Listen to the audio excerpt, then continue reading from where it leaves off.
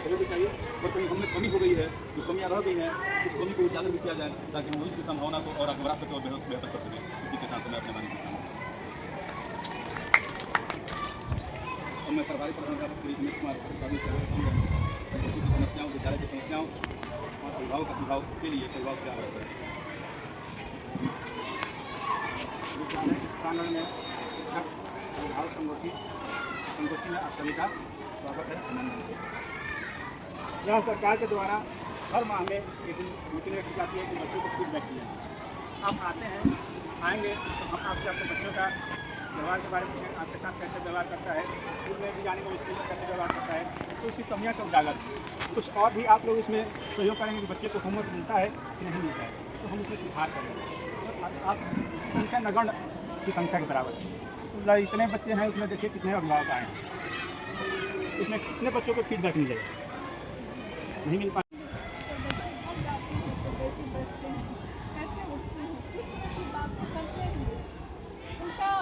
साथी हमें कैसे हैं, मोबाइल पर क्या देखते हैं और अपनी पढ़ाई करते हैं या नहीं करते हैं, उस पर ध्यान दें। कम से कम बच्चों के लिए अपना समय निकालें। ठीक है कि बहुत सारे अभिभावक पढ़े लिखे नहीं हैं, बहुत सारी चीज़ें उनको नहीं समझ में आती है कि बच्चे क्या पढ़ रहे हैं क्या नहीं पढ़ रहे हैं, लेकिन चुपचाप बैठें, उनके पास बैठें, अपना टाइम निकालें। अगर आप लगातार बैठेंगे तो आपके सामने आपके बच्चे कुछ गलत हरकत नहीं करेंगे। अगर हमारी टीम में, हमारे शिक्षकों में या हमारे स्तर से कोई भी कमी होती है तो अपना सुझाव देना गलत नहीं है। हो सकता है हमारे अंदर कुछ कमियां रह गई हैं, उस कमी को हम दूर करेंगे, क्योंकि हम सरकारी नियम कानून से बंधे हुए हैं। बहुत सारी चीज़ें जो हम नहीं कर सकते हैं, हमारे ऊपर सरकार का बहुत प्रेशर रहता है। तो फिर भी जितने संसाधन हमें मिला है, बहुत सारी कमी है, यह आप लोगों से छिपा ही है। हाई स्कूल का बिल्डिंग है ही नहीं। मेरी डिस्ट्रिक्ट के कैंपस में हाई स्कूल चल रहा है, मात्र 1-2 बर्थ अच्छे, लैब का अभाव है, पुस्तकालय का अभाव है, कैंपस नहीं है, अनगिनत समस्या है। स्टाफ के लिए, टीचर के बैठने के लिए स्टाफ ही नहीं है। फिर भी हमारा टीम रात दिन मेहनत करके विद्यालय को आगे बढ़ाने का प्रयास कर रही है। इसमें आप सहयोग दें, अपना सुझाव दें, और आप क्योंकि आपका विद्यालय है या आपके गांव का, आपके आस पड़ोस का विद्यालय है, इसलिए आपका इसमें स्वागत है। आप कभी भी आकर अपनी समस्या को रख सकते हैं, अपने बच्चों के बारे में उनसे पूछताछ कर सकते हैं, आपका अधिकार है। और इसी जितना होगा कि समस्या का समाधान करने के लिए पर है, क्योंकि हमारा काम नहीं है।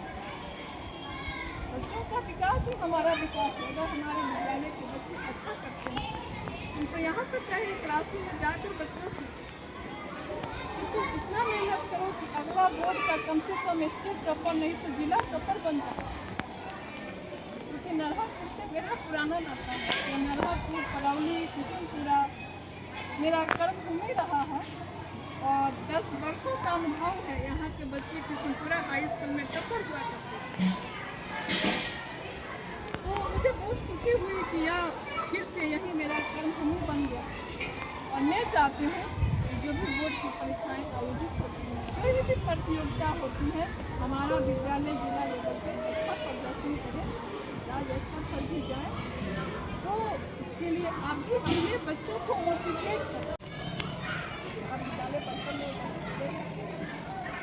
इसके लिए मैं आपको हार्दिक करती हूँ। इस विद्यालय परिसर में आपका हार्दिक आज जो अभिभावक शिक्षक संगठन इसका थीम है खेलो और सीखो।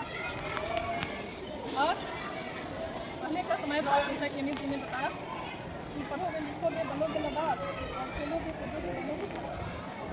लेकिन यह भावना जो है अब चेंज हो गई है। हमारा समाज धीरे धीरे परिवर्तित हो रहा है।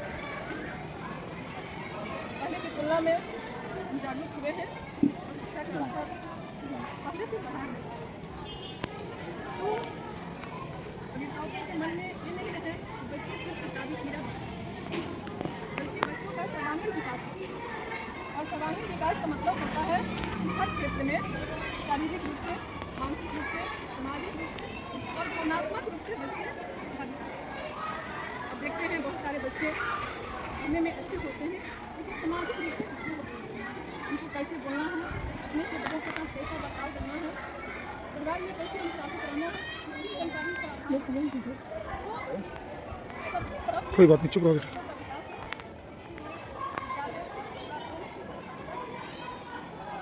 सिर्फ विद्यालय पहुँचाने से बच्चों का विकास नहीं हो सकता है और सिर्फ परिवार पहुँचाने से बच्चों का विकास नहीं हो सकता। हम दोनों शिक्षा के कई तरीके में काम करते हैं।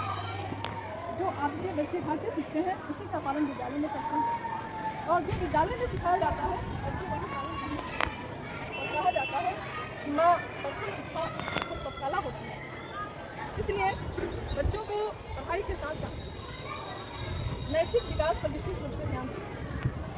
आज हम बहुत आगे बढ़ चुके हैं, एक विकसित भारत का सपना देख रहे हैं, लेकिन जहाँ तक मेरा अनुभव है नैतिक विकास का ह्रास हुआ है। हम अपने बड़ों को नहीं पहचान सकते और खासकर किशोरावस्था में, क्योंकि मैं 9th 12th की विशेष रूप से ध्यान देना चाहती हूँ। किशोरावस्था में बच्चे पढ़ाई से लेकर कुछ और एक्टिविटी करते हैं, जैसे व्हाट्सएप, फेसबुक, इंस्टाग्राम, इसमें लगे रहते हैं, किताब और विषय वस्तु पर ध्यान नहीं देते। और जितने बच्चों का नामांकन है उस अनुपात में मुझे लगता है 50% बच्चे भी वर्ग कक्ष में उपस्थित नहीं होते। और मेरा जो टीम है, हमारे विद्वान शिक्षक है,